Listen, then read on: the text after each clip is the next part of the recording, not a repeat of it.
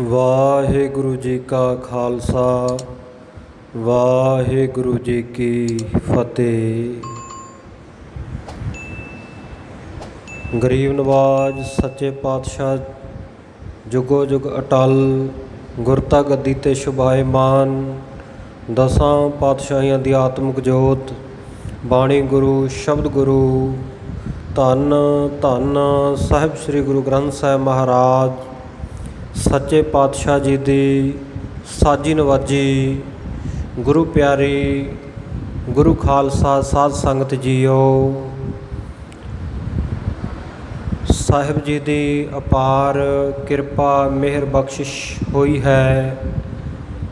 ਗਰੀਬ ਨਵਾਜ ਸੱਚੇ ਪਾਤਸ਼ਾਹ ਜੀ ਦੀ ਬਖਸ਼ਿਸ਼ ਦਾ ਸਦਕਾ ਸਤਿਗੁਰਾਂ ਦੇ ਖੁੱਲ੍ਹੇ ਦਰਸ਼ਨ ਦੀਦਾਰੇ, ਸਤਿਗੁਰਾਂ ਦੇ ਪਾਵਨ ਅਸਥਾਨ ਗੁਰਦੁਆਰਾ ਸ਼ਹੀਦ ਬਾਬਾ ਨਿਹਾਲ ਸਿੰਘ ਜੀ ਨਗਰ ਤੱਲਣ ਜ਼ਿਲ੍ਹਾ ਜਲੰਧਰ ਦੁਆਬੇ ਦੀ ਧਰਤੀ ਦੇ ਉੱਤੇ ਹੋ ਰਹੇ ਹੈ।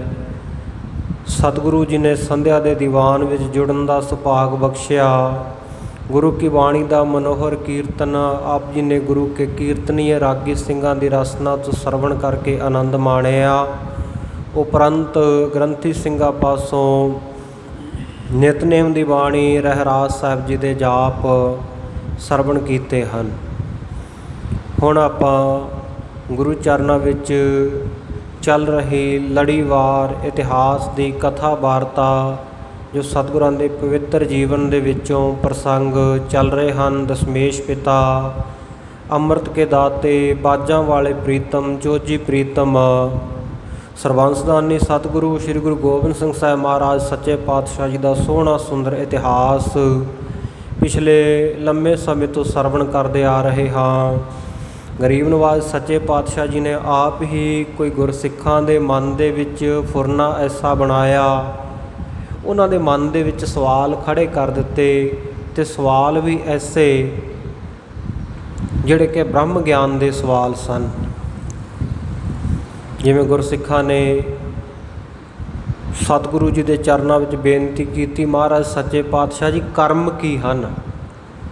ਹੁਣ ਆਮ ਲੋਕਾਂ ਨੂੰ ਤਾਂ ਇਹਦੇ ਨਾਲ ਬਹੁਤਾ ਮਤਲਬ ਨਹੀਂ, ਬਸ ਥੋੜ੍ਹਾ ਜਿਹਾ ਇੰਨਾ ਜਾਣਦੇ ਆ ਵੀ ਆਹ ਚੀਜ਼ ਕਰਮਾਂ 'ਚ ਲਿਖੀ ਆ, ਕਰਮ ਕਿਸਮਤ ਇੰਨਾ ਕੁ।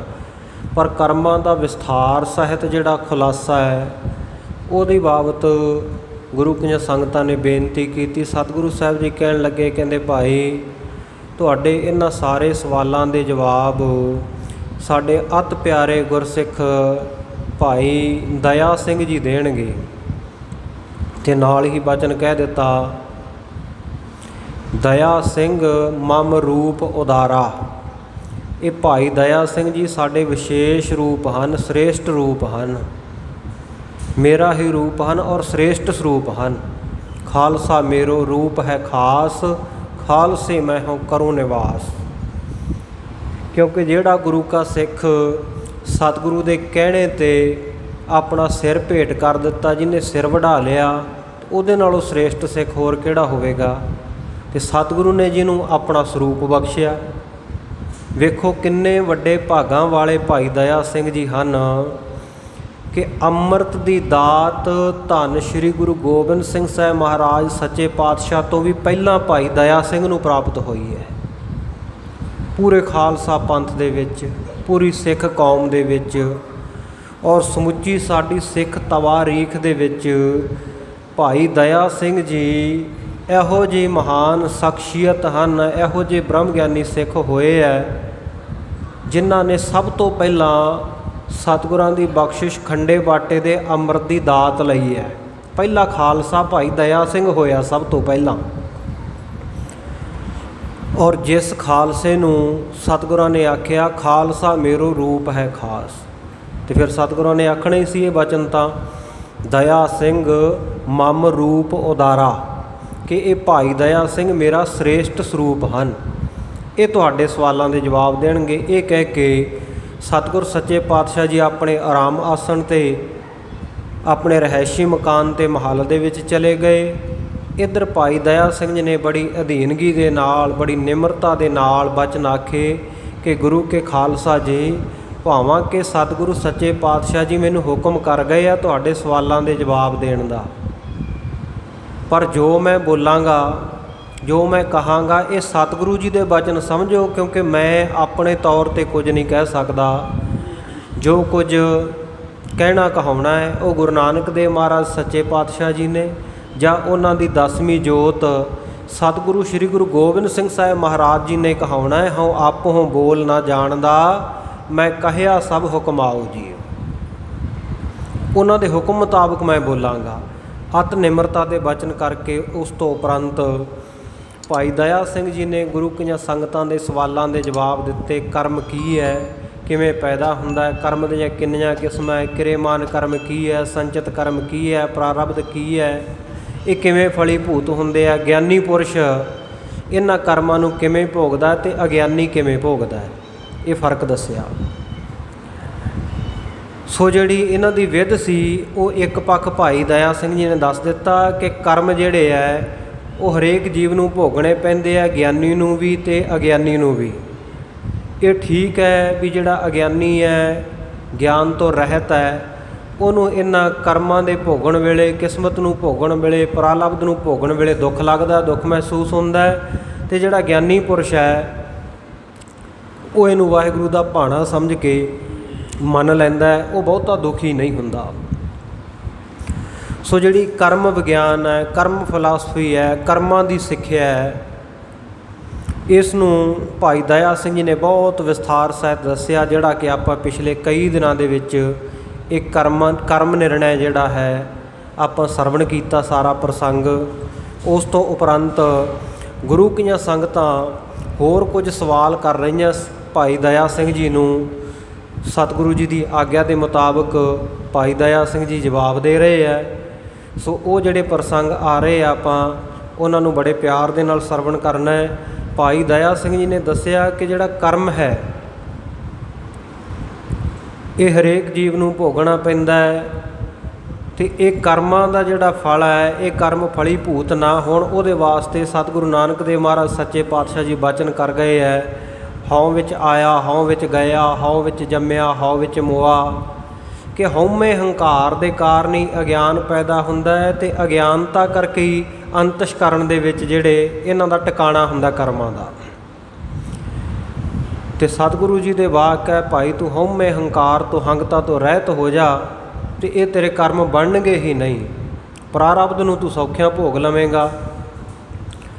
ये विध का जिहड़ा पक्ष है वो भाई दया सिंह जी ने दस्सिया, तो इहदा जिहड़ा नखेध का पक्ष है वो भी आपां संखेप रूप दे विच विचार के फिर अगला प्रसंग आरंभ करांगे, क्योंकि पिछला प्रसंग है जिहड़ा वो बिल्कुल स्पष्ट हो जाना चाहिए, तो फिर ही आपां अगले प्रसंग दे वल नूं वधांगे।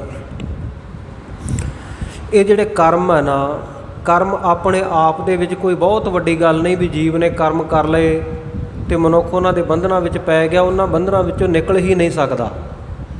नहीं, जिन्हें सतगुरु सच्चे पातशाह जी की चरण शरण लै लई, चरण शरण विच आके गुर उपदेश नूं जिस गुरु के सिख ने भावना दे नाल कमा लिया, तो सतगुर सच्चे पातशाह ऐसी किरपा करते हैं, करोड़ां कर्म होण एक कर्म की गल छड्डो, गुरु का शब्द करोड़ां कर्मां नूं कट्टण दे समर्थ है।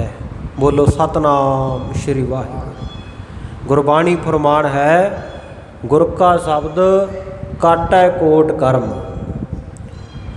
गुरु का जिहड़ा शब्द है वो करोड़ां कर्मां नूं कट्टण दे समर्थ है, नाश करन दे समर्थ है, शक्तिवान है। किवें? जिवें गुरबाणी का प्रमाण है कि ਲੱਖਾਂ ਮਣ ਲੱਕੜ ਇਕੱਠੀ ਕੀਤੀ ਹੋਵੇ, ਉਹਨੂੰ ਅੱਗ ਲਾਉਣ ਦੇ ਲਈ ਲੱਖ ਮਣ ਉਹਦੇ ਬਰਾਬਰ ਦੇ ਭਾਰ ਦੀ ਅੱਗ ਦੀ ਲੋੜ ਨਹੀਂ ਪੈਂਦੀ, ਇੱਕ ਚੁਆਤੀ ਇੱਕ ਚੰਗਿਆੜੀ ਬਹੁਤ ਆ ਉਹਨੂੰ ਖਤਮ ਕਰਨ ਦੇ ਲਈ। ਇਸੇ ਤਰ੍ਹਾਂ ਸਾਡੇ ਕਰਮ ਹਜ਼ਾਰਾਂ ਲੱਖਾਂ ਕਰੋੜਾਂ ਹੋਣ, ਗੁਰ ਕਾ ਸ਼ਬਦ ਕਾਟੈ ਕੋਟ ਕਰਮ ਕਿਵੇਂ ਕੱਟ ਦਿੰਦਾ? ਸਤਿਗੁਰੂ ਦੀ ਬਾਣੀ ਕਹਿੰਦੀ ਹੈ, ਲੱਖ ਮੜਿਆਂ ਕਰ ਇਕੱਠੇ ਏਕ ਰੱਤੀ ਲੈ ਭਾਹੇ। ਲੱਖਾਂ ਮਣ ਲੱਕੜਾਂ ਦਾ ਢੇਰ ਲੱਗਿਆ ਹੋਵੇ, ਇੱਕ ਰੱਤੀ ਮਾਤਰ ਅੱਗ ਲਾ ਦੇ ਉਹਨੂੰ ਭਾਹੇ ਸਾੜ ਦਿੰਦੀ ਹੈ, ਦਗਦ ਕਰ ਦਿੰਦੀ ਹੈ, ਸਵਾਹ ਕਰ ਦਿੰਦੀ ਹੈ, ਖਤਮ ਕਰ ਦਿੰਦੀ ਹੈ। ਇਸੇ ਤਰ੍ਹਾਂ ਗੁਰੂ ਦਾ ਇੱਕ ਸ਼ਬਦ ਮਨ ਦੇ ਵਿੱਚ ਵਸ ਗਿਆ, ਗੁਰੂ ਦੀ ਕਿਰਪਾ ਹੋ ਗਈ, ਜਿਨ ਕੋ ਨਦਰ ਕਰਮ ਤਿਨਕਾਰ, ਨਾਨਕ ਨਦਰੀ ਨਦਰ ਨਿਹਾਲ। ਇਸ ਅਵਸਥਾ ਦੇ ਜਿਹੜੇ ਪਾਤਰ ਬਣ ਗਏ ਨਾ, ਤੇ ਗੁਰਮੁਖੋ ਫਿਰ ਉਹਨਾਂ ਦੇ ਕਰਮਾਂ ਨੂੰ ਸਤਿਗੁਰ ਸੱਚੇ ਪਾਤਸ਼ਾਹ ਜੀ ਕੱਟ ਦਿੰਦੇ ਆ, ਜਾਂ ਇਹ ਸਤਿਗੁਰੂ ਦੀ ਮਰਜ਼ੀ ਹੈ ਵੀ ਉਹਨਾਂ ਕਰਮਾਂ ਨੂੰ ਨਾਸ਼ ਕਰ ਦੇਣ ਜਾਂ ਉਹਨਾਂ ਕਰਮਾਂ ਨੂੰ ਸੌਖਿਆਂ ਭੁਗਤਾ ਦੇਣ। ਜਿਵੇਂ ਇਤਿਹਾਸਕ ਸਾਖੀ ਆਉਂਦੀ ਹੈ ਵੀ ਉਹ ਕਰਤਾਰਪੁਰ ਸਾਹਿਬ ਜਦੋਂ ਸਤਿਗੁਰੂ ਜੀ ਬਿਰਾਜਦੇ ਸਨ, ਮਨਮੁਖ ਅਤੇ ਗੁਰਮੁਖ ਦੋ ਬੰਦੇ ਜਿਹੜੇ ਉਹ ਉਸੇ ਰਸਤੇ ਗੁਜ਼ਰਿਆ ਕਰਦੇ, ਅਤੇ ਜਿਹੜਾ ਮਨਮੁਖ ਸੀ ਉਹ ਬੇਸ਼ਵਾ ਦੁਆਰੇ ਜਾਂਦਾ ਅਤੇ ਗੁਰਮੁਖ ਸਤਿਗੁਰੂ ਨਾਨਕ ਦੇਵ ਮਹਾਰਾਜ ਸੱਚੇ ਪਾਤਸ਼ਾਹ ਦੇ ਚਰਨਾਂ ਵਿੱਚ ਆਉਂਦਾ। ਸਾਖੀ ਤੁਸੀਂ ਸਾਰਿਆਂ ਨੇ ਸੁਣੀ ਹੋਈ ਹੈ ਵੀ ਉਹ ਕਹਿੰਦਾ ਇੱਕ ਦਿਨ ਕਹਿੰਦਾ ਮੈਨੂੰ ਤਾਂ ਮੈਂ ਜਿਹੜਾ ਇਹ ਨਾਚ ਗਾਣਾ ਦੇਖਣ ਜਾਂਦਾ ਇਹਦਾ ਫਲ ਇਹ ਪ੍ਰਾਪਤ ਹੋਇਆ, ਮੈਂ ਇੱਥੇ ਬੈਠਾ ਸੀ, ਧਰਤੀ ਨੂੰ ਖੁਰਚਿਆ ਅਤੇ ਇਹਦੇ ਵਿੱਚੋਂ ਇੱਕ ਆ ਮੱਘੀ, ਇੱਕ ਆ ਤੌੜੀ, ਇੱਕ ਆ ਘੜਾ ਨਿਕਲਿਆ, ਗਾਗਰ ਨਿਕਲੀ ਹੈ, ਇਹਦੇ ਵਿੱਚ ਬਾਕੀ ਤਾਂ ਕੋਲੇ ਸੀ, ਪਰ ਉਹਨਾਂ ਕੋਲਿਆਂ ਦੇ ਵਿੱਚੋਂ ਮੈਨੂੰ ਇੱਕ ਸੋਨੇ ਦੀ ਮੋਹਰ ਮਿਲ ਗਈ, ਵੇਖ ਮੈਂ ਫਾਇਦੇ ਵਿੱਚ ਰਿਹਾ ਨਾ। ਅਤੇ ਉਹ ਜਿਹੜਾ ਦੂਜਾ ਗੁਰਮੁਖ ਸੀ ਉਹਦੇ ਆਉਂਦੇ ਆਉਂਦੇ ਦੇ ਕਿਤੇ ਕੰਡਾ ਵੱਜ ਗਿਆ, ਸੂਲ ਵੱਜ ਗਈ ਪੈਰ ਦੇ ਵਿੱਚ। ਉਹ ਲੰਗੜਾਉਂਦਾ ਹੋਇਆ ਜਦੋਂ ਉਹਦੇ ਕੋਲ ਪਹੁੰਚਿਆ, ਉਹਨੇ ਜਦੋਂ ਇਹਨੂੰ ਇਹ ਗੱਲ ਕਹੀ ਵੀ ਮੈਂ ਫਾਇਦੇ ਵਿੱਚ ਹੈ, ਤੂੰ ਸੰਗਤ ਕਰਨ, ਤੈਨੂੰ ਕੀ ਫਲ ਮਿਲਿਆ, ਤੇਰੇ ਤਾਂ ਕੰਡਾ ਵੱਜ ਗਿਆ, ਸੂਲ ਵੱਜ ਗਈ।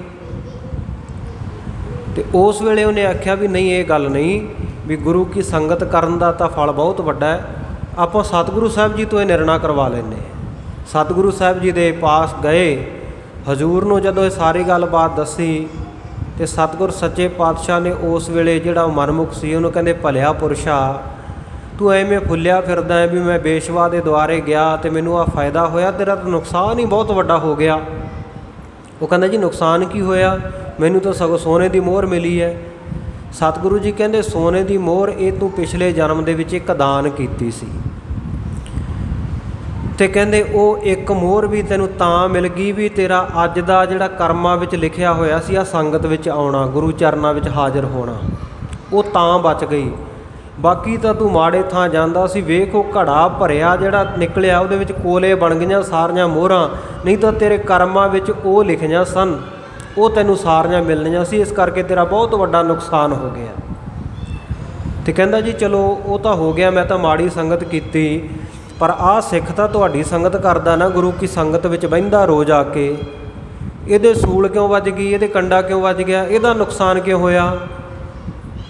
ਸਤਿਗੁਰੂ ਸੱਚੇ ਪਾਤਸ਼ਾਹ ਜੀ ਫਿਰ ਉਹਦੀ ਕਰਮ ਗਤੀ ਦੱਸਦੇ ਹੈ, ਕਹਿੰਦੇ ਭਾਈ ਇਹਦੇ ਪਿਛਲੇ ਕਰਮ ਦੇ ਕਰਕੇ ਨਾ ਇਹਨੂੰ ਇਸ ਜਨਮ ਦੇ ਵਿੱਚ ਸੂਲੀ ਦੀ ਸਜ਼ਾ ਮਿਲਣੀ ਸੀ, ਪਰ ਇਹ ਕਿਉਂਕਿ ਗੁਰੂ ਕੀ ਸੰਗਤ ਵਿੱਚ ਆਉਂਦਾ ਰਿਹਾ, ਸਤਸੰਗ ਦਾ ਆਨੰਦ ਮਾਣਦਾ ਰਿਹਾ, ਬਚਨ ਸੁਣਦਾ ਰਿਹਾ, ਅਤੇ ਪਰਮੇਸ਼ਰ ਪਾਰ ਬ੍ਰਹਮ ਦੀ ਇਹਦੇ ਉੱਤੇ ਇੰਨੀ ਕਿਰਪਾ ਹੋ ਗਈ ਵੀ ਜਿਹੜੇ ਇਹਨੂੰ ਸੂਲੀ ਮਿਲਣੀ ਸੀ ਨਾ, ਉਹ ਇੱਕ ਸੂਲ ਦੇ ਰੂਪ ਦੇ ਵਿੱਚ ਵਾਹਿਗੁਰੂ ਨੇ ਉਹਦੀ ਸਜ਼ਾ ਭੁਗਤਾ ਦਿੱਤੀ ਹੈ। ਸੋ ਇਹ ਸਤਿਗੁਰੂ ਦੇ ਵੱਸ ਹੈ, ਉਹ ਸੂਲੀ ਤੋਂ ਸੂਲ ਬਣਾ ਕੇ ਵੀ ਭੁਗਤਾ ਦਿੰਦਾ ਹੈ। ਇਸੇ ਤਰ੍ਹਾਂ ਜਿਵੇਂ ਸਕੇਤ ਮੰਡੀ ਦਾ ਰਾਜਾ ਸੀ, ਉਹ ਧੰਨ ਗੁਰੂ ਅਰਜਨ ਦੇਵ ਮਹਾਰਾਜ ਸੱਚੇ ਪਾਤਸ਼ਾਹ ਜੀ ਦੇ ਚਰਨਾਂ ਵਿੱਚ ਆਇਆ, ਅਤੇ ਸੁਪਨੇ ਦੇ ਵਿੱਚ ਸਤਿਗੁਰੂ ਜੀ ਨੇ ਉਹਦੇ 101 ਜਨਮ ਭੁਗਤਾ ਦਿੱਤੇ ਸਨ। 100 ਜਨਮਾਂ ਬਾਅਦ 101ਵਾਂ ਜਨਮ ਜਿਹੜਾ ਉਹਦਾ ਚੰਡਾਲਾਂ ਦੇ ਘਰ ਹੋਣਾ ਸੀ, ਉਹਨੂੰ ਸੁਪਨਾ ਆਇਆ। ਕਈ ਜਨਮਾਂ ਦੇ ਵਿੱਚ ਤੁਰਿਆ ਫਿਰਿਆ, ਉਹ ਰਾਤ ਨੂੰ ਸੁਪਨੇ ਵਿੱਚ ਸੁੱਤਾ, ਕਈ ਜਨਮ ਪਏ ਕੀਟ ਪਤੰਗਾ, ਕਈ ਜਨਮ ਗਜ ਮੀਨ ਕੁਰੰਗਾ, ਕਈ ਜਨਮ ਪੰਖੀ ਸਰਪ ਹੋਇਓ, ਕਈ ਜਨਮ ਹੈਬਰ ਬ੍ਰਿਖ ਜੋਇਓ, ਕਦੇ ਪੰਛੀਆਂ ਦੇ, ਦਰਖਤਾਂ ਦੇ, ਕਦੇ ਜਾਨਵਰਾਂ ਦੇ ਉਹਨੂੰ ਜਨਮ ਮਿਲੇ, ਅਤੇ ਅੰਤ ਨੂੰ ਇੱਕ ਚੰਡਾਲਾਂ ਦੇ ਘਰ ਦੇ ਵਿੱਚ ਪੈਦਾ ਹੋ ਗਿਆ। ਘਰ ਦੇ ਵਿੱਚ ਬੜੀ ਗਰੀਬੀ ਹੈ, ਖਾਣ ਪੀਣ ਨੂੰ ਕੁਝ ਨਹੀਂ। ਆਪਣੇ ਬੱਚਿਆਂ ਵਾਸਤੇ ਨਾ ਜੰਗਲ ਦੇ ਵਿੱਚ ਜਾ ਕੇ ਪੀਲੂ ਦੇ ਦਰਖਤ ਤੋਂ ਚੜ੍ਹ ਕੇ ਉਹਦੇ ਫਲ ਪੀਲੂ ਤੋੜਨ ਲੱਗ ਪਿਆ। ਪੀਲੂ ਤੋੜਦਾ ਇੱਕ ਇਹੋ ਜਿਹੇ ਟਾਹਣੇ ਦੇ ਉੱਤੇ, ਉਹਦਾ ਬਰੀਕ ਟਾਹਣੀ ਦੇ ਉੱਤੇ ਪੈਰ ਰੱਖਿਆ ਗਿਆ, ਉਹ ਟਾਹਣੀ ਟੁੱਟ ਗਈ ਅਤੇ ਨਾਲ ਦੀ ਨਾਲ ਧੜਮ ਕਰਕੇ ਥੱਲੇ ਡਿੱਗ ਪਿਆ ਅਤੇ ਚੜ੍ਹਾਈ ਕਰ ਗਿਆ। ਜਦੋਂ ਸੁਪਨੇ ਵਿੱਚ ਇਹ ਦੇਖਿਆ ਵੀ ਮੈਂ ਮਰ ਗਿਆ, ਇੱਕਦਮ ਚੀਕਾਂ ਨਿਕਲ ਗਈਆਂ, ਕਿਉਂਕਿ ਸੁਪਨਾ ਐਸਾ ਹੀ ਹੁੰਦਾ ਨਾ ਗੁਰਮੁਖੋ, ਜਦੋਂ ਸੁਪਨਾ ਆਵੇ ਕਈ ਵਾਰ ਕਿਸੇ ਭਿਆਨਕ ਜਾਨਵਰ ਦੇ ਨਾਲ ਸਾਡਾ ਸਾਹਮਣਾ ਹੋ ਜਾਂਦਾ ਹੈ, ਅਤੇ ਕਈ ਵਾਰ ਕੋਈ ਅਸੀਂ ਪਹਾੜ ਤੋਂ ਡਿੱਗ ਪੈਂਦੇ ਹਾਂ, ਪਾਣੀ ਵਿੱਚ ਡੁੱਬ ਜਾਂਦੇ ਹਾਂ, ਕਿਸੇ ਨਾ ਕਿਸੇ ਮੁਸੀਬਤ ਵਿੱਚ ਪਏ ਹੁੰਦੇ ਹਾਂ, ਅਤੇ ਬੰਦਾ ਬਰੜਾ ਕੇ ਉੱਠਦਾ, ਉਸ ਵੇਲੇ ਚੀਕਾਂ ਮਾਰ ਉੱਠਦਾ ਹੈ। ਇਹ ਰਾਜਾ ਸਕੇਤ ਮੰਡੀ ਦਾ ਹਰੀਸੈਨ ਇਹ ਵੀ ਇਸੇ ਤਰ੍ਹਾਂ ਉੱਠਿਆ, ਬੜਾ ਹੈਰਾਨ ਜਿਹਾ ਹੋਇਆ ਵੀ ਇਹ ਕੀ ਭਾਣਾ ਵਾਪਰਿਆ। ਚਲੋ ਤਿਆਰ ਹੋਣ ਲੱਗਿਆ। ਸਵੇਰੇ ਜਦੋਂ ਉਹਨੇ ਦਾਤਣ ਕੀਤੀ ਨਾ, ਮੂੰਹ ਵਿੱਚ ਦਾਤਣ ਪਾਈ, ਤੇ ਜਦੋਂ ਦਾਤਣ ਕਰਕੇ ਉਹਨੇ ਹੇਠਾਂ ਥੁੱਕਿਆ, ਕੁਰਲੀ ਕੀਤੀ, ਮੂੰਹ ਦੇ ਵਿੱਚ ਉਹੀ ਪੀਲੂ ਦੇ ਦਰਖਤ ਦੇ ਬੀਜ ਪਏ ਆ ਉਹਦੇ। ਹੋਰ ਵੀ ਬਹੁਤ ਜ਼ਿਆਦਾ ਹੈਰਾਨ ਹੋ ਗਿਆ ਵੀ ਆਹ ਕੀ ਭਾਣਾ ਵਾਪਰਿਆ, ਤਾਂ ਸਭ ਕੁਝ ਸੁਪਨੇ ਵਿੱਚ ਵੇਖਿਆ ਸੀ ਤੇ ਪ੍ਰਤੱਖ ਰੂਪ ਦੇ ਵਿੱਚ ਮੇਰੇ ਮੂੰਹ ਦੇ ਵਿੱਚ ਉਹ ਪੀਲੂਆਂ ਦੇ ਬੀਜ ਕਿੱਧਰੋਂ ਆ ਗਏ, ਛਿਲਕੇ ਕਿੱਧਰੋਂ ਆ ਗਏ। ਬਹੁਤ ਹੈਰਾਨ ਹੋ ਕੇ ਸਤਿਗੁਰੂ ਸਾਹਿਬ ਜੀ ਦੇ ਚਰਨਾਂ ਵਿੱਚ ਪਹੁੰਚਿਆ, ਸਾਰੀ ਵਾਰਤਾ ਦੱਸੀ। ਮਹਾਰਾਜ ਸੱਚੇ ਪਾਤਸ਼ਾਹ ਕਹਿੰਦੇ, ਭਾਈ ਸਕੇਤ ਮੰਡੀ ਦੇ ਰਾਜੇ, ਤੈਂ ਗੁਰੂ ਕੀ ਬਾਣੀ ਦੇ ਬਚਨਾਂ ਦੇ ਉੱਤੇ ਸ਼ੰਕਾ ਕੀਤੀ ਸੀ ਵੀ ਜੇ ਕਰਮ ਗਤੀ ਭੋਗਣੀ ਹੈ ਤਾਂ ਫਿਰ ਗੁਰੂ ਦੇ ਚਰਨਾਂ ਵਿੱਚ ਆਉਣ ਦਾ ਫਾਇਦਾ ਕੀ ਹੈ। ਭੋਗੇ ਬਿਨ ਭਾਗੇ ਨਹੀਂ ਕਰਮ ਗਤੀ ਬਲਵਾਨ, ਅਮਸ਼ਵੇ ਭੁਗਤਿਅੰ ਕ੍ਰਿਤਾ ਕਰਮ ਸ਼ੁਭਾ ਅਸ਼ੁਭੰ। ਨਿਸ਼ਚੇ ਕਰਕੇ ਪੱਕੇ ਤੌਰ 'ਤੇ ਭੋਗਣੇ ਪੈਂਦੇ ਆ ਕੀਤੇ ਹੋਏ ਕਰਮ, ਸ਼ੁਭ ਹੋਣ ਚਾਹੇ ਅਸ਼ੁਭ ਹੋਣ। ਤੇ ਜੇ ਕਰਮ ਹੀ ਭੋਗਣੇ ਪੈਣੇ ਆ ਫਿਰ ਗੁਰੂ ਚਰਨਾਂ ਵਿੱਚ ਜਾਣ ਦਾ ਫਾਇਦਾ ਕੀ ਹੈ। ਗੁਰਬਾਣੀ ਵਿੱਚ ਵੀ ਐਸੇ ਬਚਨ ਆਏ ਹੈ, ਸਿੰਘ ਤਉ ਗੁਣ ਕਹਾ ਜਗਤ ਗੁਰਾ ਜੋ ਕਰਮ ਨਾ ਨਸੈ, ਸਿੰਘ ਸਰਨ ਕਤ ਜਾਈਐ ਜੋ ਜੰਬੁਕ ਗਰਾਸੈ। ਫਿਰ ਕਹਿੰਦੇ ਸ਼ੇਰ ਦੀ ਸ਼ਰਨ ਜਾਣ ਦਾ, ਸ਼ੇਰ ਦੀ ਸ਼ਰਨ ਗ੍ਰਹਿਣ ਕਰਨ ਦਾ ਫਾਇਦਾ ਕੀ ਹੈ। ਜੇ ਗਿੱਦੜੀ ਡਰਾਈ ਜਾਣ, ਗਿੱਦੜੀ ਖਾ ਜਾਣ ਫੜ ਕੇ, ਫਿਰ ਸ਼ੇਰ ਦੀ ਸ਼ਰਨ ਜਾਣ ਦਾ ਫਾਇਦਾ ਤਾਂ ਨਾ ਕੋਈ ਹੋਇਆ। ਤੇ ਰਾਜਾ ਤਾਂ ਇਹ ਸ਼ੰਕਾ ਕੀਤਾ ਸੀ ਵੀ ਜੇ ਗੁਰੂ ਚਰਨਾਂ ਵਿੱਚ ਜਾ ਕੇ ਵੀ ਕਰਮ ਭੋਗਣੇ ਹੀ ਪੈਣੇ ਆ ਫਿਰ ਗੁਰੂ ਧਾਰਨ ਦਾ ਫਾਇਦਾ ਕੀ ਹੋਇਆ।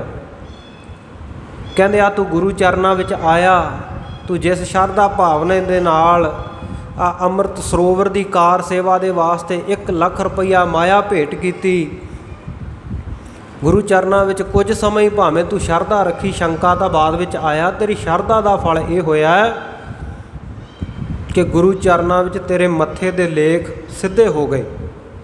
ਜਿਵੇਂ ਮੋਹਰ ਹੁੰਦੀ ਆ ਨਾ ਗੁਰਮੁਖੋ, ਪੁੱਠੇ ਅੱਖਰ ਲਿਖੇ ਹੁੰਦੇ ਆ ਸਟੈਂਪ ਦੇ ਉੱਤੇ, ਜਦੋਂ ਆਪਾਂ ਉਹਨੂੰ ਸ਼ਾਹੀ ਦੇ ਨਾਲ ਪੈਡ ਦੇ ਉੱਤੇ ਲਬੇੜ ਕੇ ਲਾਉਂਦੇ ਆ ਨਾ ਕਾਗਜ਼ ਦੇ ਉੱਤੇ, ਤੇ ਉਹ ਸਿੱਧੇ ਹੋ ਜਾਂਦੇ ਆ।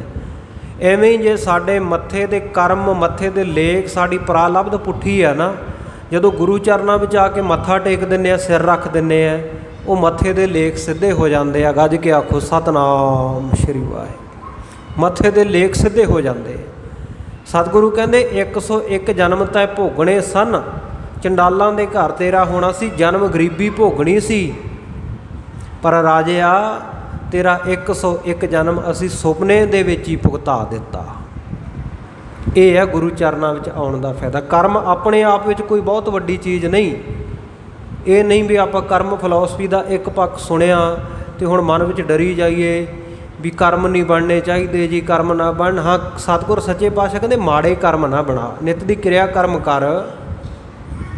ਅੰਮ੍ਰਿਤ ਵੇਲਾ ਸੱਚ ਨਾਉ ਵਡਿਆਈ ਵਿਚਾਰ, ਕਰਮੀ ਆਵੈ ਕੱਪੜਾ ਨਦਰੀ ਮੋਖ ਦੁਆਰ। ਅੰਮ੍ਰਿਤ ਵੇਲੇ ਉੱਠੋ, ਵਾਹਿਗੁਰੂ ਪਰਮੇਸ਼ਰ ਦੇ ਨਾਮ ਦੀ ਸਿਫਤ ਸਲਾਹ ਦੇ ਵਿੱਚ ਜੁੜ। ਅਤੇ ਸਤਿਗੁਰ ਨੇ ਤਾਂ ਸ਼ੁਭ ਕਰਮ ਕਰਨ ਨੂੰ ਆਖਿਆ, ਕਰਮਾਂ ਤੋਂ ਦੂਰ ਥੋੜ੍ਹੀ। ਸਤਿਗੁਰ ਤਾਂ ਕਹਿੰਦੇ ਸ਼ੁਭ ਕਰਮਨ ਤੇ ਕਬਹੂ ਨਾ ਡਰੋ। ਜਦੋਂ ਤੂੰ ਇਹ ਕਰਮ ਕਰੇਂਗਾ ਫਿਰ ਕਰਮੀ ਆਵੈ, ਕਰਮਾਂ ਦੇ ਨਾਲ ਤੈਨੂੰ ਜਿਹੜਾ ਇਹ ਦੇਹ ਰੂਪੀ ਕੱਪੜਾ ਮਿਲਿਆ ਨਾ, ਨਦਰੀ ਮੋਖ ਦੁਆਰ, ਉਹ ਵਾਹਿਗੁਰੂ ਪਰਮੇਸ਼ਰ ਦੀ ਜਦੋਂ ਨਦਰ ਹੋ ਜਾਂਦੀ ਹੈ ਫਿਰ ਮੁਕਤੀ ਦਾ ਦੁਆਰਾ ਤੈਨੂੰ ਪ੍ਰਾਪਤ ਹੋ ਜਾਏਗਾ। ਸੋ ਇਸੇ ਪ੍ਰਕਾਰ ਇਤਿਹਾਸ ਵਿੱਚ ਆਉਂਦਾ ਹੈ, ਮਾਤਾ ਸੁਲੱਖਣੀ ਜੀ ਜਦੋਂ ਸਤਿਗੁਰੂ ਪਾਤਸ਼ਾਹ ਜੀ ਦੇ ਚਰਨਾਂ ਵਿੱਚ ਜਾਂਦੇ ਹੈ ਤੇ ਸਤਿਗੁਰੂ ਕਹਿ ਦਿੰਦੇ ਆ, ਕਹਿੰਦੇ ਮਾਤਾ ਤੇਰੇ ਤਾਂ ਕਰਮਾਂ ਵਿੱਚ ਹੀ ਪੁੱਤਰ ਨਹੀਂ ਲਿਖਿਆ ਹੋਇਆ, ਤੈਨੂੰ ਪ੍ਰਾਪਤੀ ਨਹੀਂ ਹੋ ਸਕਦੀ। ਮਾਤਾ ਨਿਰਾਸ਼ ਹੋ ਕੇ ਮੁੜਦੀ ਹੈ ਤਾਂ ਭਾਈ ਗੁਰਦਾਸ ਜੀ ਜੁਗਤੀ ਦੱਸ ਦਿੰਦੇ ਆ, ਮਾਤਾ ਤੂੰ ਸਤਿਗੁਰ ਸੱਚੇ ਪਾਤਸ਼ਾਹ ਜੀ ਦੇ ਚਰਨਾਂ ਵਿੱਚ ਦੁਬਾਰਾ ਜਾ। ਇੱਥੇ ਜਿਹੜਾ ਆਉਂਦਾ ਕਦੇ ਕੋਈ ਨਿਰਾਸ਼ਾ ਨਹੀਂ ਗਿਆ, ਖੁਸ਼ ਹੋ ਕੇ ਜਾਂਦਾ, ਝੋਲੀਆਂ ਭਰ ਕੇ ਜਾਂਦਾ। ਤੂੰ ਖਾਲੀ ਝੋਲੀ, ਸੱਖਣੀ ਝੋਲੀ ਨਹੀਂ ਜਾ ਸਕਦੀ। ਗੁਰੂ ਨਾਨਕ ਦੇ ਘਰ ਆਈ ਹੈ। ਜੁਗਤੀ ਦੱਸ ਦਿੱਤੀ ਜਾ ਕੇ ਸਤਿਗੁਰੂ ਪਾਤਸ਼ਾਹ ਨੂੰ ਇਹ ਕਹੀ ਵੀ ਮਹਾਰਾਜ ਸੱਚੇ ਪਾਤਸ਼ਾਹ ਜੇ ਕਰਮਾਂ ਵਿੱਚ ਪਹਿਲਾਂ ਨਹੀਂ ਲਿਖਿਆ ਤੁਸੀਂ ਤੇ ਹੁਣ ਲਿਖ ਦਿਓ, ਤੁਸੀਂ ਕਰਮ ਲਿਖਣ ਵਾਲੇ ਹੋ ਨਾ। ਕਾਗਜ਼ ਕਲਮ ਦਵਾਤ ਸ਼ਾਹੀ ਇਹ ਸਭ ਕੁਝ ਲੈ ਜਾ ਨਾਲ। ਦੂਜੇ ਦਿਨ ਮਾਤਾ ਸੁਲੱਖਣੀ ਫੇਰ ਪਹੁੰਚੀ ਹੈ। ਸਤਿਗੁਰ ਸੱਚੇ ਪਾਤਸ਼ਾਹ ਜੀ ਘੋੜ ਸਵਾਰ ਹੋ ਕੇ ਜਾ ਰਹੇ ਆ ਤੇ ਜਾ ਕੇ ਹੱਥ ਬੰਨ੍ਹ ਕੇ ਆਖਿਆ, ਮਹਾਰਾਜ ਸੱਚੇ ਪਾਤਸ਼ਾਹ ਕੱਲ੍ਹ ਵਾਲੀ ਬੇਨਤੀ ਲੈ ਕੇ ਫਿਰ ਆਈ ਹੈ। ਮਾਤਾ ਤੈਨੂੰ ਕਿਹਾ ਸੀ ਤੇਰੇ ਕਰਮਾਂ ਵਿੱਚ ਪੁੱਤਰ ਨਹੀਂ, ਔਲਾਦ ਨਹੀਂ। ਹੁਣ ਬ੍ਰਹਮ ਗਿਆਨੀ ਸਿੱਖ ਨੇ ਜੁਗਤੀ ਦੱਸੀ ਹੋਈ ਸੀ। ਆਖਿਆ ਸਤਿਗੁਰੂ ਜੀ ਜੇ ਕਰਮ ਪਹਿਲਾਂ ਆਪ ਜੀ ਨੇ ਨਹੀਂ ਲਿਖੇ ਤਾਂ ਹੁਣ ਲਿਖ ਦਿਓ, ਕਰਮ ਲਿਖਣ ਵਾਲੇ ਤਾਂ ਤੁਸੀਂ ਹੋ ਨਾ। ਸਤਿਗੁਰੂ ਜੀ ਸਮਝ ਗਏ भी किसी पूर्ण गुरसिख साधु महात्मा की संगत मिल गई है बीबी नूं। ते आख्या बीबी जदों कोई कागज़ कलम हत्थ विच होएगा लिख देंगे, हुण समा नहीं। कहंदी महाराज सच्चे पातशाह सब प्रबंध करके लेके आई है, आ फड़ो कलम, आ फड़ो कागज़ ते आ फड़ो शाही वाली दवात ते लिख दिओ। ते इतिहास साडी तवारीख ये गवाही भरदी है इस साखी दी, इस गल दी कि सतगुर सच्चे पातशाह जी एका पाउण लगे सन ते उस वेले वाहिगुरू परमेश्वर जां सतगुरू की रज़ा दे विच सतगुरां दे घोड़े ने पौड़ हिला दिता। तो जदों गुरमुखी विच आपां एका पाउने ना उपर जीरो पा के ते अद्धा घुमा के पाउने आ। तो जदों सतगुरू जी लिखण लगे तो कहंदे वो एके दा मूँह खुला रह गया तो साता बन गया। सतगुरू ने बख्शिश कर दित्ती। हुण कर्म उत्थे की करनगे, कर्मां विच तां एक भी नहीं सी। ते सतगुरू ने एक दी बजाए 7 बख्श दिते, माता तेरे घर 7 पुत्र पैदा होणगे।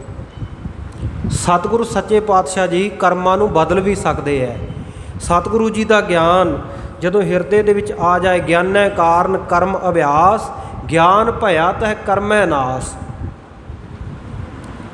ये जिहड़ा कर्मां दा अभ्यास है, जदों ज्ञान आ गया तो कर्म नाश हो जाते हैं। ज्ञान की अग्नि दे नाल ब्रह्म ज्ञानी गुरमुख इन्हां कर्मां नूं साड़ लैंदे आ। उदय ज्ञान रिद होत जब संचित कर्म बिलात, किरेमान होवै नहीं प्रारब्ध मिट जात।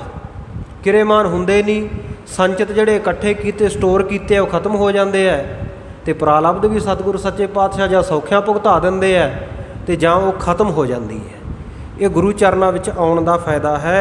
कर्म अपने आप विच कुछ नहीं, क्योंकि कर्म तो बहुतियां दे माड़े सन। सतगुरु नानक देव महाराज सच्चे पातशाह जगत जलंदे नूं तारदे होए जदों गए है, सज्जन ठग वर्गियां कोले, कौडे राक्षस वर्गियां कोले जिहड़े बंदे खांदे सी भुन भुन के, ते उन्हां दे कर्म कोई चंगे सी? उन्हां दी प्रारब्धि ऐसी सी तां कर्म वो करदे सी। पर सतगुरु ने 1 मिनट लाया, अमृत दृष्ट पेखै होए संत। जिन्हों जिन्हों भी अमृत दृष्टि नाल वेख लिया तो राक्षसां ठग्गां नूं सतगुरु ने सज्जन बना दिता, संत बना दिता।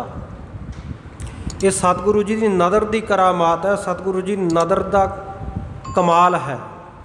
कर्म अपने आप विच माड़ा नहीं, कर्म करदियां होइयां उन्हां विच हंगता करनी माड़ी है कि मैं कर रहा।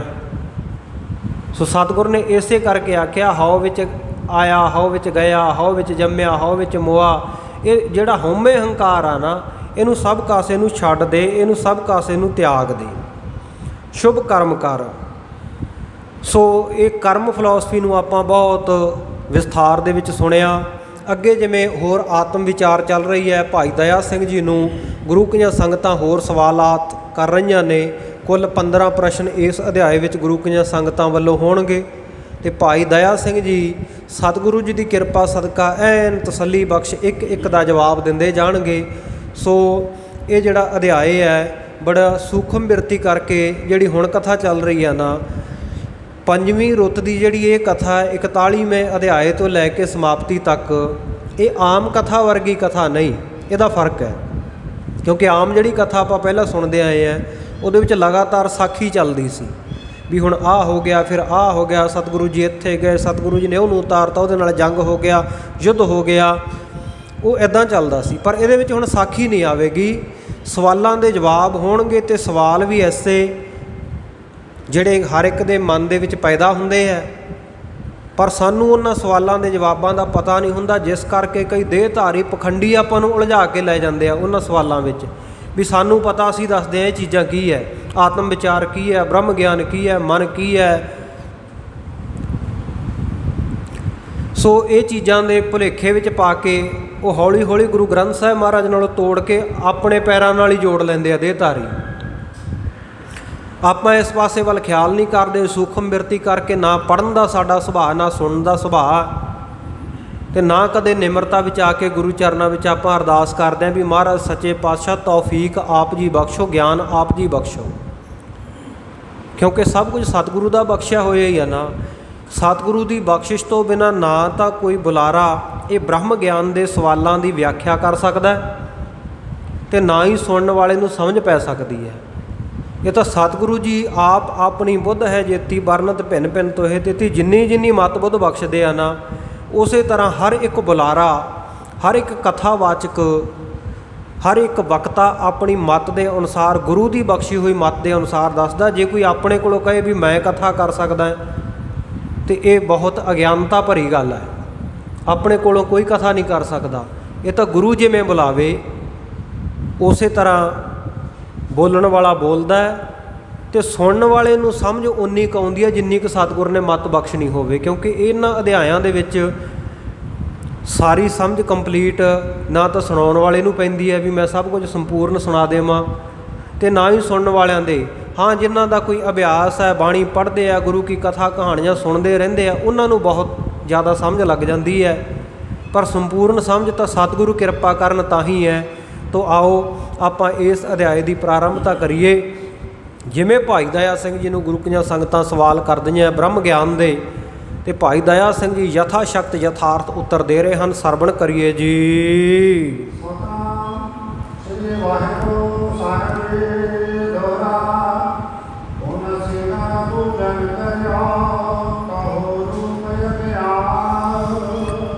पुनः फिर उस तो बाद जदों कर्म संबंधी सवालों के जवाब दे हटे ना भाई दया सिंह जी, तो पुनः फिर उस तो बाद ਸਿੰਘਨ ਬੂਝਨ करियो। ਸਿੰਘਾਂ ने पुछना किया भाई दया सिंह जी नूं, कहंदे कहो रूप अज्ञान।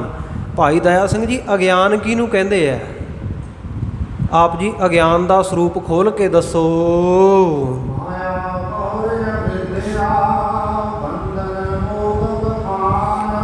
इसे प्रकार फिर दूजा सवाल किया भी माया किहनूं कहंदे है? माया तो छुटकारा किवें होवे? माया के बंधनों विचों जीव छुट्टे किवें? छुटकारा तो तां ही होवेगा ना जे आपां नूं पता होवे भी माया है की है, क्योंकि आपां तो सिर्फ पैसों नूं करंसी नूं माया समझते हैं। तो इन्हां सवालों का जदों भाई साहब जी जवाब देणगे उदों आपां विस्तार विच विचारांगे। पर सतगुरु धन गुरु अमरदास साहब महाराज सच्चे पातशाह जी ने आनंद साहब दे विच बिल्कुल सुखाले तरीके नाल दस्सिया कि यह माया जित हर विसरै मोह उपजै भाओ दूजा लाया। कहते माया वो है जिहदे नाल वाहिगुरू परमेश्वर का नाम विसर जाए। तो वो कोई भी चीज़ जिहड़ी वाहिगुरू परमेश्वर नालों विसारदी है, सिर्फ पैसा तो नहीं, धीआं पुत्र परिवार रिश्तेदार सगे संबंधी बहुत सारे कारण हो सकते हैं वाहिगुरू का नाम विसरन दे। वो आपां अगे विस्तार विच सुनांगे। दूजा सवाल भाई दया सिंह नूं संगतां करदियां, कहंदे भाई साहब जी माया का स्वरूप लक्षण विख्यान करो भी माया की है। इस तरह बहुर अविद्या। ये सवाल का जवाब देने तो बाद तीजे सवाल का जवाब दिओ भी अविद्या किहनूं कहंदे है। तो इस तरह बंधन की है, बंधन क्यों पैंदे है, बंधना तो छुटकारा किवें होवे, ते मोख बखान। फिर पंजवां सवाल किया कि मुक्ति की है, मुक्ति किहनूं कहंदे आ, मुक्त किवें होईदा। ये सब कुछ विख्यान करके विस्तार के सहित व्याख्या करके दसो।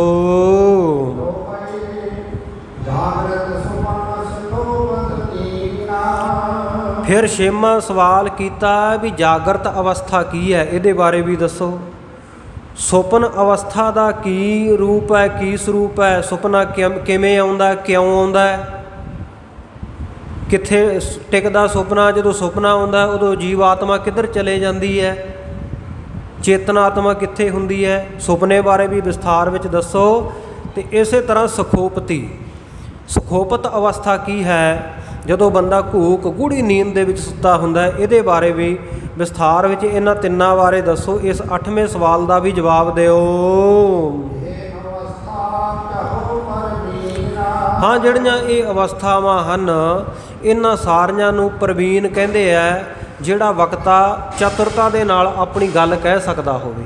हे भाई दया सिंह जी, तुसी चतुराई दे नाल चतुर वक्ते हो, सियाणप दे सहित अपनी गल कह सकदे हो, सानू इस सियाणप दे नाल समझाओ।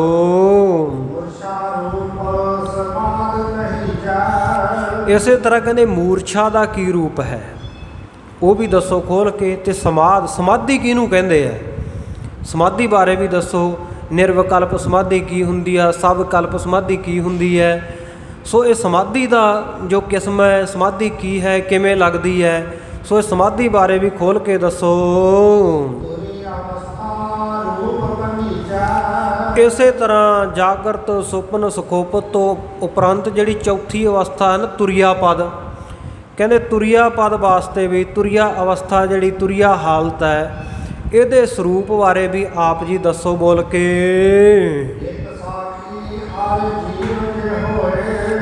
ਔਰ ਇਸੇ ਤਰ੍ਹਾਂ ਕਹਿੰਦੇ ਇੱਕ ਜਿਹੜਾ ਸਾਖੀ ਹੈ, ਸਭ ਦਾ ਪ੍ਰਕਾਸ਼ਕ ਬ੍ਰਹਮ ਹੈ। ਸੋ ਇਸ ਨੂੰ ਸਾਖੀ ਨੂੰ ਵਿਦਾਂਤ ਦੇ ਵਿੱਚ ਕੂਟਸਥ ਵੀ ਆਖਿਆ ਗਿਆ। ਸੋ ਜਿਹੜਾ ਇੱਕ ਰਸ ਹੈ, ਸਥਿਤ ਹੈ, ਸਰਬ ਦੇ ਵਿੱਚ ਵਿਆਪਕ ਹੈ, ਉਸ ਬ੍ਰਹਮ ਦੇ ਬਾਰੇ ਵੀ ਆਪ ਜੀ ਖੋਲ੍ਹ ਕੇ ਦੱਸੋ। ਔਰ ਜੀਵ ਆਤਮਾ ਕੀ, ਆਪਾਂ ਕਹਿੰਦੇ ਫਲਾਣਾ ਜੀਵ ਜੰਮ ਪਿਆ, ਫਲਾਣਾ ਜੀਵ ਮਰ ਗਿਆ। ਸੋ ਇਹ ਜੀਵ ਕੀ ਹੈ, ਇਹਦੇ ਬਾਰੇ ਵੀ ਦੱਸੋ। ਜਿਸ ਤਰ੍ਹਾਂ ਦਾ ਇਹਨਾਂ ਦਾ ਰੂਪ ਸਰੂਪ ਲਕਸ਼ਣ ਹੁੰਦਾ ਹੈ, ਉਹਦੇ ਬਾਰੇ ਬਖਾਨੋ, ਉਹਦੇ ਬਾਰੇ ਕਹਿ ਕੇ ਦੱਸੋ ਸਾਨੂੰ। ਫਿਰ ਜਦੋਂ ਇਹਨਾਂ ਸਵਾਲਾਂ ਦਾ ਜਵਾਬ ਦੇ ਦਿਓਗੇ ਪੁਨਹ, ਉਸ ਤੋਂ ਬਾਅਦ ਫਿਰ ਕਹਿੰਦੇ ਬ੍ਰਹਮ ਕੀ ਹੈ, ਇਹਦਾ ਵੀ ਨਿਰਣਾ ਕਰਕੇ ਦੱਸੋ।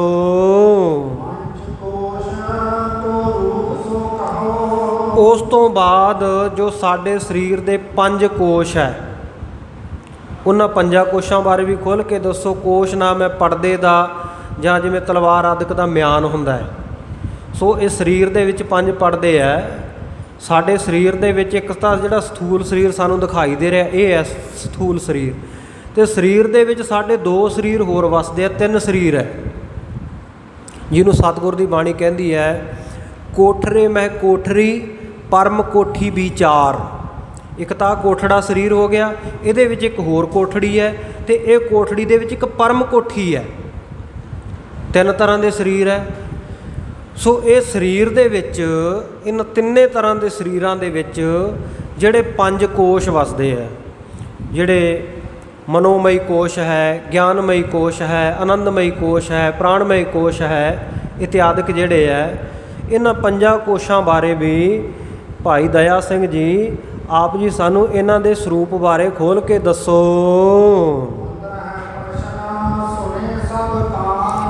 ਹੁਣ ਇੱਥੋਂ ਤੱਕ ਗੁਰੂ ਕੀਆਂ ਸੰਗਤਾਂ ਨੇ ਲਗਾਤਾਰ ਇੱਕ ਤੋਂ ਬਾਅਦ ਇੱਕ 15 ਪ੍ਰਸ਼ਨ ਭਾਈ ਦਇਆ ਸਿੰਘ ਜੀ ਨੂੰ 15 ਸਵਾਲ ਕਰ ਦਿੱਤੇ।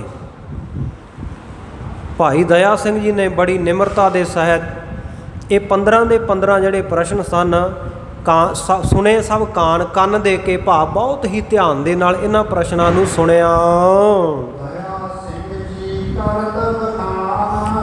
ਉਸ ਵੇਲੇ ਭਾਈ ਦਇਆ ਸਿੰਘ ਜੀ ਇਹਦਾ ਵਿਖਿਆਨ ਕਰਨ ਲੱਗੇ, ਬੋਲ ਕੇ ਦੱਸਣ ਲੱਗੇ ਹਨ।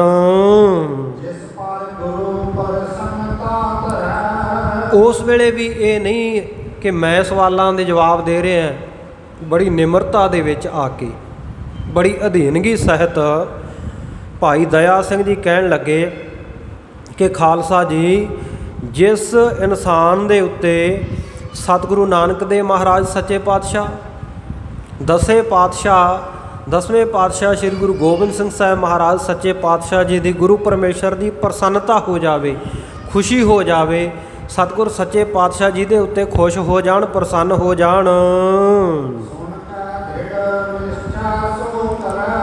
ਕਹਿੰਦੇ ਇਹ ਜਿਹੜੇ ਸਵਾਲ ਆ ਨਾ, ਬ੍ਰਹਮ ਗਿਆਨ ਦੇ ਸਵਾਲ ਹੈ, ਅਤੇ ਇਹਨਾਂ ਬ੍ਰਹਮ ਗਿਆਨ ਦੇ ਸਵਾਲਾਂ ਦੇ ਜਵਾਬ ਕਹਿੰਦੇ ਉਹ ਜਵਾਬ ਉਹ ਦਿੰਦਾ ਜਿਹਦੇ ਉੱਤੇ ਗੁਰੂ ਦੀ ਖੁਸ਼ੀ ਹੋਵੇ, ਅਤੇ ਸੁਣਦਾ ਵੀ ਉਹ ਹੈ ਜਿਹਦੇ ਉੱਤੇ ਗੁਰੂ ਦੀ ਅਤੀ ਪ੍ਰਸੰਨਤਾ ਹੁੰਦੀ ਹੈ।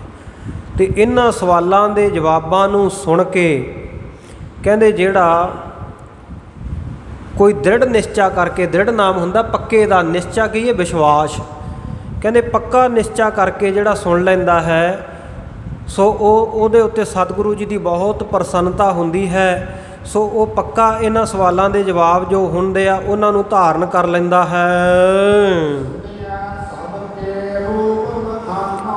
ਫਿਰ ਕਹਿੰਦੇ ਆ, ਕਹਿੰਦੇ ਗੁਰੂ ਕੇ ਖਾਲਸਾ ਜੀ ਸੁਣੋ, ਜਿਹੜੇ ਤੁਸੀਂ 15 ਸਵਾਲ ਕੀਤੇ ਆ, 15 ਚੀਜ਼ਾਂ ਪੁੱਛੀਆਂ, ਮੈਂ ਇਹਨਾਂ ਸਾਰਿਆਂ ਦਾ ਹੀ ਇਕੱਲੇ ਦਾ ਉੱਤਰ ਦਿੰਦਾ, ਸਾਰਿਆਂ ਦਾ ਰੂਪ ਵਰਣਨ ਕਰਦਾ ਹਾਂ। ਪਰ ਜੇ ਤੁਸੀਂ ਸੋਚੋ ਵੀ ਭਾਈ ਦਇਆ ਸਿੰਘ ਸਾਡੇ ਸਵਾਲਾਂ ਦੇ ਜਵਾਬ ਦੇ ਰਿਹਾ, ਕਹਿੰਦੇ ਨਹੀਂ, ਇਹ ਤਾਂ ਗੁਰ ਕਰੁਣਾ ਤੇ ਗੁਰੂ ਦੀ ਕਿਰਪਾ ਦੇ ਨਾਲ ਜਵਾਬ ਦੇ ਰਿਹਾ, ਮੈਂ ਆਪਣੇ ਕੋਲੋਂ ਨਹੀਂ ਕੁਝ ਵੀ। ਸੋ ਜਿਵੇਂ ਗੁਰੂ ਸਾਹਿਬ ਕਿਰਪਾ ਕਰਦੇ ਆ, ਅਤੇ ਜਿਵੇਂ ਗੁਰੂ ਦੀ ਕਿਰਪਾ ਦੇ ਨਾਲ ਮੈਂ ਜਾਣਿਆ ਹੈ। ਹਾਂ, ਜਿਸ ਦੇ ਜਾਣਨ ਦੇ ਨਾਲ ਔਰ ਨਿਰਣਾ ਕੀਤਾ ਹੈ ਜਿਸ ਪ੍ਰਕਾਰ ਦਾ, ਇਹਨਾਂ ਨੂੰ ਵਰਣਨ ਕੀਤਾ, ਜਿਸ ਪ੍ਰਕਾਰ ਦਾ ਇਹਨਾਂ ਦਾ ਨਿਰਣਾ ਕੀਤਾ ਹੈ ਜਾਣਨ ਦੇ ਨਾਲ। ਕਹਿੰਦੇ ਇਹ ਐਸੇ ਸਵਾਲ ਆ ਬ੍ਰਹਮ ਗਿਆਨ ਦੇ, ਜਿਨ੍ਹਾਂ ਸਵਾਲਾਂ ਦੇ ਉੱਤਰਾਂ ਨੂੰ ਜਾਣਨ ਦੇ ਨਾਲ ਔਰ ਨਿਰਣਾ ਕਰਨ ਦੇ ਨਾਲ ਮਨ ਦੇ ਵਿੱਚ ਵੀ ਇਹ ਠੀਕ ਹੈ, ਇਹ ਨਿਰਣਾ ਕਰਕੇ ਮੰਨ ਲੈਣ ਦੇ ਨਾਲ ਜ਼ਿੰਦਗੀ ਵਿੱਚ ਅਪਲਾਈ ਕਰਨ ਦੇ ਨਾਲ, ਲਾਈਫ ਦੇ ਵਿੱਚ ਜ਼ਿੰਦਗੀ ਦੇ ਵਿੱਚ ਅਮਲ ਕਮਾਉਣ ਦੇ ਨਾਲ ਕਹਿੰਦੇ ਪ੍ਰਾਪਤੀ ਕੀ ਹੁੰਦੀ ਹੈ। ਜਿਸ ਜਾਣੇ ਅਰ ਨਿਰਣੈ ਕਰੇ, ਜਿਹਨੇ ਇਹ ਜਾਣ ਲਏ ਔਰ ਉਹਨੇ ਨਿਰਣਾ ਕਰ ਲਿਆ ਵੀ ਇਹ ਯਥਾਰਥ ਵਾਕ ਹਨ। ਕਿਉਂਕਿ ਕਈ ਵਾਰ ਇਹ ਹੁੰਦਾ ਵੀ ਗਿਆਨ ਦੀਆਂ ਗੱਲਾਂ ਆਪਾਂ ਪੜ੍ਹਦੇ ਵੀ ਬਹੁਤ ਹਾਂ, ਸੁਣਾਉਂਦੇ ਵੀ ਬਹੁਤ ਹਾਂ ਅਤੇ ਸੁਣਦੇ ਵੀ ਬਹੁਤ ਹਾਂ, ਪਰ ਜਿਹੜਾ ਗਿਆਨ ਗੁਰਮੁਖ ਪਿਆਰਿਓ ਸਾਡੇ ਜੀਵਨ ਦੇ ਵਿੱਚ ਅਪਣਾਇਆ ਨਾ ਗਿਆ, ਉਹ ਫਿਰ ਗਿਆਨ ਪ੍ਰਾਪਤ ਕੀਤਾ ਹੋਇਆ ਵੀ ਅਗਿਆਨ ਦੇ ਬਰਾਬਰ ਹੀ ਹੁੰਦਾ ਹੈ ਜੇ ਆਪਾਂ ਉਹਦੀ ਵਰਤੋਂ ਨਹੀਂ ਕਰਦੇ। ਵਰਤੋਂ ਵੀ ਹੋਣਾ ਗਿਆਨ ਅਗਿਆਨਤਾ ਦੇ ਬਰਾਬਰ ਹੁੰਦਾ ਹੈ।